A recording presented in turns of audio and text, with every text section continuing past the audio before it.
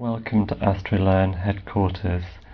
This is the hallway to our library. You can see there are currently various bags of roof insulation which are going to be put up in the loft when it's boarded, probably sometime early next year, but for now they're sitting in the hall, which has its original Edwardian era tiled decorative finish. And you can see there are actually 4 doors leading off from this hallway. This little one to the right goes into a small room which currently is not very presentable because there are a lot of empty boxes and bubble wrap from them waiting to be cleared out after the collection was unpacked. However, there are 4 small bookcases in there, and in the future that will be a place where there will be room for future expansion with additional bookcases as and when they can be afforded. And the room on the far left is actually the kitchen. If I open this door, you can just about see in there. It's a little dark now, but that's the kitchen which visitors will be able to use to obtain refreshments. There is a fridge just here and a table with 2 chairs currently, but there are 2 spares which are in other rooms, and all the fixtures and fittings you'd expect from a kitchen. Kettle here, water filter jug, basin, there's even a radio at the moment, and coffee machine, toaster, microwave oven and a cooker. So let's go back out and into the room on the left, which has the older books on the whole, but many others too. Actually, I think I shall leave that door open so we get more light flowing in from the front. As you can see, in the low light conditions we do tend to get pixelated picture here. Now all these bookcases on the right have French books and magazines in, and there are 1, 2, 3, 4, and there are also some on the left that have additional French books, and I think, yes, there are 2 which are filled with French books here, and there's one on the far left which has English language materials with comb bindings in the upper part and pamphlets at the top, modern pamphlets, and then at the bottom 3 shelves are actually Italian, though it's actually really too dark to see that here. A lot of linguaggio astrale there and some Italian books on the bottom shelf. Now if we come to this side of the room, this is where we have the oldest books. These are the real antiques, 17th century, 18th century, early 19th century, and some even 16th century, and these 5 shelves of this big bookcase here. To the left of that there are 2 shelves of 19th century books at the top, followed by a large run of the Occult Review and a few additional 19th century books just in the lower right corner of that shelf. The next shelf is loaded with journals, the Astrologer's magazine, followed by Modern Astrology in chronological order. Then we've got Borderland there with not the greatest condition covers, but it's a complete 4-volume set, and there's an American journal from the turn of the 20th century that I think was published in Chicago on the far left there, all 4 volumes of that. And between them there are The Future, edited by Alfred Pierce, and a little bit to the right we've got National Astrological Journal and Practical Astrology and the Weekly Horoscope, and a little bit of the Rising Star. To the left of the Weekly Horoscope is actually William J. Tucker's Science and Astrology in that green binding. At the bottom here we've got lots and lots of British Journal of Astrology with its forerunner Old Moore's Monthly Messenger on the left, and that's all chronological as well. On the far right we've got a little bit of the Sphinx and a little bit of the 20th Century Astrologer incomplete, and there's also a magazine called Uranus, which was a monthly produced by the Astrological Lodge of London in this grey binding here, and that was just 1 year of it out of about 2 that were published. It's very rare, unfortunately. And on the far left we've got the Occult and Biological Journal edited by Hiram Butler, and then there's an additional bookcase here, and this one has a mixture with early astrological journals here dating from the late 18th century with the Conjurer's magazine far left, and chronologically continuing through various different titles to the far right of that row and ending up in about 1905, I think. and there is also one from the 30s at the very end. So the next row is a mixture of items in bindings and very large format old pamphlets and slim paperbacks, and then L'Astrologie Chaldéenne by Charles Virolot in 3 volumes, and to the right is the lecture lessons of Mark Edmund Jones, and beneath we have various dictionaries followed by the Adept and the American Astrological Student Adept, its successor, and that of course is only a partial run because all issues of those titles are extraordinarily scarce and difficult to obtain second hand. Then we have, unfortunately it's very dark, but there's a Dutch magazine called Urania, and this is a quite long continuous run, over 20 years worth, followed by Signs of the Times in 2 volumes, which was a late 19th century American publication. We've got Numerology Quarterly and the Yearbook of the American Academy of Astrologians just in the corner there. And then there are more dictionaries, various oversized hardbacks, and Otto Neugebauer's Egyptian Astronomical Text in 4 volumes on the far right there. Now, down here, this is where we have the table for studying with 2 chairs at the front of this particular room, and there are a lot of journals here, many of which are still in publication, which is why I've left gaps in the hope that they won't need to be moved for quite a few years. So we have L'Astrologue up here, and continuing to that, then today's Astrologer, the American Federation of Astrologers, continuing all the way down here, all the way to about there. And we then have the Astrology and Medicine newsletter around here, and Fraternity News of the Canadian Astrological Association. I can't exactly remember its name, but it's something like that. Pulsar, which was a brief Scottish magazine, and Uranian Forum on the right there. At the bottom we have Correlation, followed by Culture and Cosmos, and up here the Journal of Research of the American Federation of Astrologers, followed by a lot of Transit and the Astrological Association newsletter, followed by quite a bit of the Federation of Australian Astrologers journal here, of which there will be more in the other room as a result of some having come in the Geoffrey Dean donations. Then we have Astrology Quarterly of the Astrological Lodge of London, 2 whole rows. That is incomplete, unfortunately, owing to a mix-up with my subscription. I don't have any issues the last 7 years, so I will want to get in touch with someone who can supply those at some stage. And then we've got Archaeoastronomy magazine, an almost complete set of that.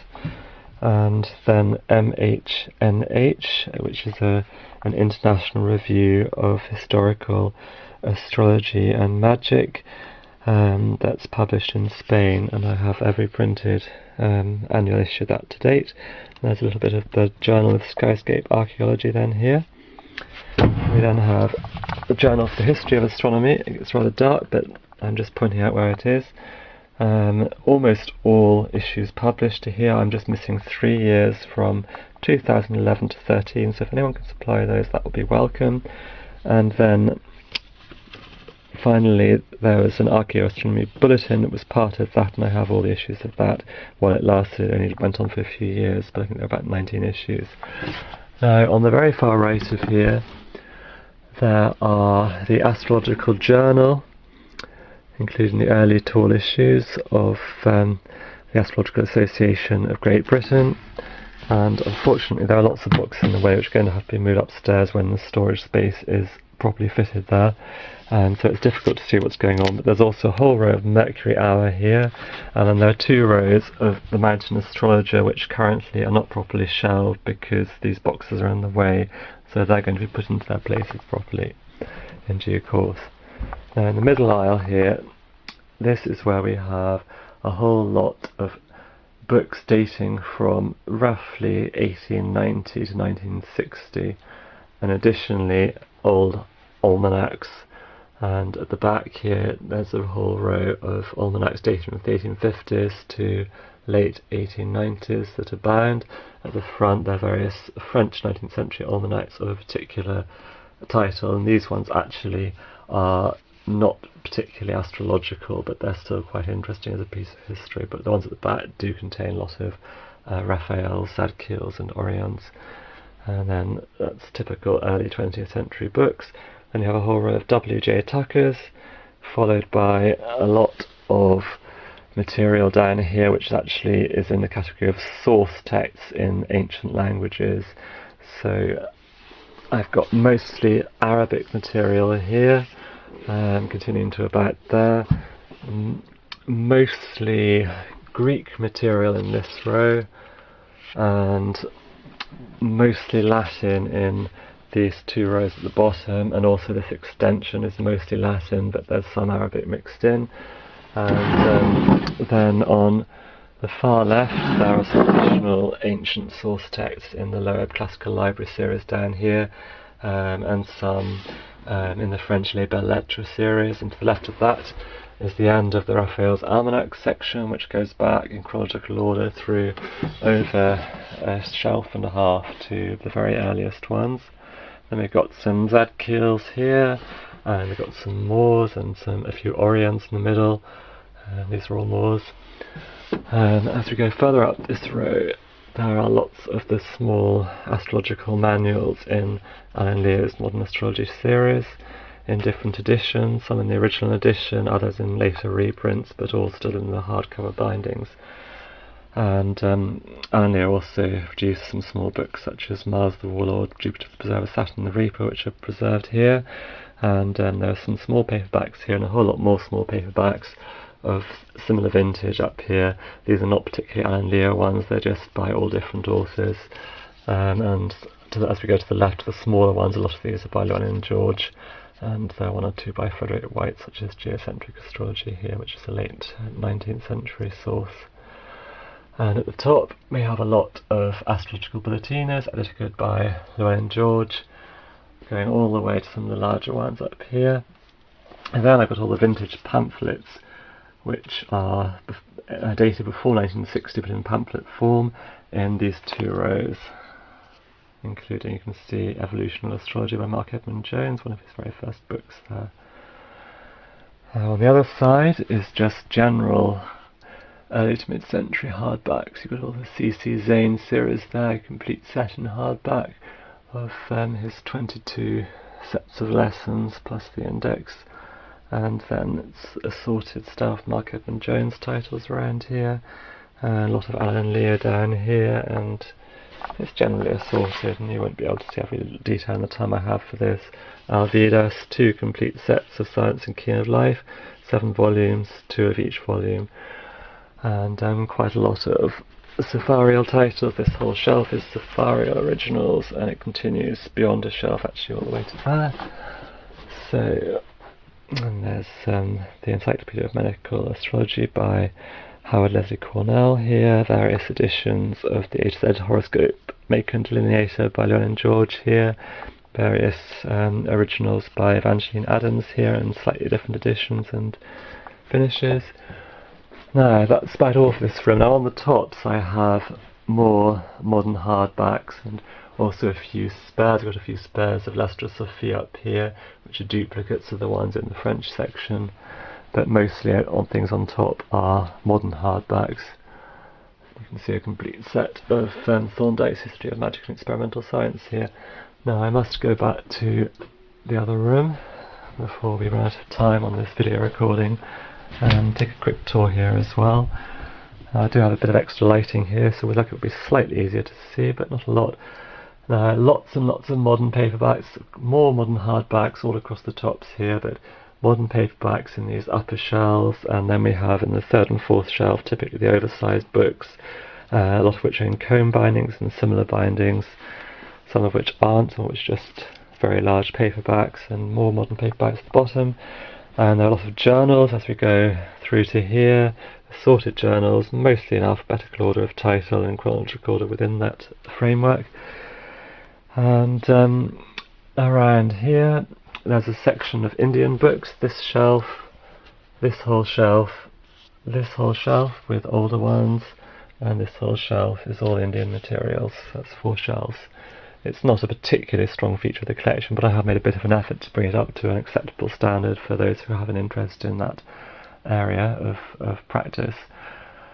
On the other side of this room, there's a whole bookcase of American astrology here, followed by mixed astrological magazines from the United States of the middle part of the century, typically, in the middle shelf, including a lot of the yearbook of the American Federation of Astrologers here, and a lot of Wind's Astrology magazine, and quite a lot of World Astrology magazine.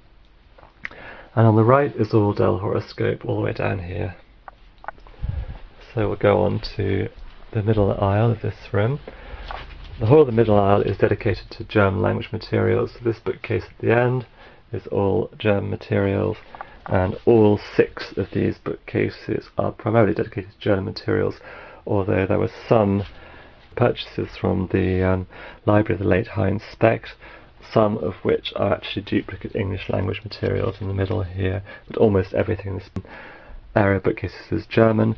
There is one other exception which is of note, which is Jacques de Lescot's birth data collection, 12 volumes on each of the 12 signs, plus a few extras such as l'Encyclopédie Mondiale des Astrologues, which is just here, you can see, which was one of the books that was recommended. I think it was by, no, it wasn't Jacques Habron, it's a friend of his, but anyway, all the rest of these are German materials in different categories, and not everything in this is from the Heinz Specht collection, because I had to move the modern hardbacks up to the top, so I've incorporated some things from my established collection, most of which is on this side of the room, which includes a great many journals.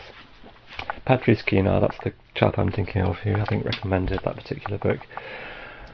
So, finally, on this side of the room where we've got the seating space, but you can see there's seating space for 2 here again, and all these 3 bookcases are books that were donated, and magazines were donated by Geoffrey Dean, who is well known as a skeptical writer on astrology, who had a close association with the Astrological Association in the past when they prepared, with him as one of the leading researchers, this great book, Recent Advances in Natal Astrology 1900 to 1976, published in 1977.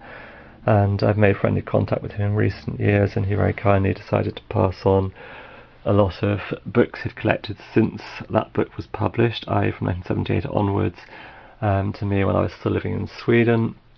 And at that time I was actually about to move, so they stayed in boxes until very recent, and now they're all sitting here waiting to be catalogued, and they do contain some really interesting insertions that give insights into the communications between Geoffrey Dean and some of the astrologers who wrote these books back in the 80s and late 70s, and in some cases more recently, so that's going to be a feast for researchers at some point. I think I'm going to have to leave it there because we're running short of time, except I wanted to show these last 2 bookcases on the right here, which are to the right of the German one, which is in the middle, and these are all academic works here, except at the very top we've got the collected works of C.G. Jung, a complete set of the hardback edition of that, and the rest is all either historically related or academic books. These 2 whole bookcases are filled with them, but they're not the only books of that type, because there are others which were on the top shelves rather of the bookcases in the other room. It's just that this was all that would fit in here, otherwise I would have put them all together. So thank you for accompanying me on this impromptu quick tour of our library, and I hope someday you will come to visit and enjoy studying here. And I'm going to head out back to where I started, which is the hall.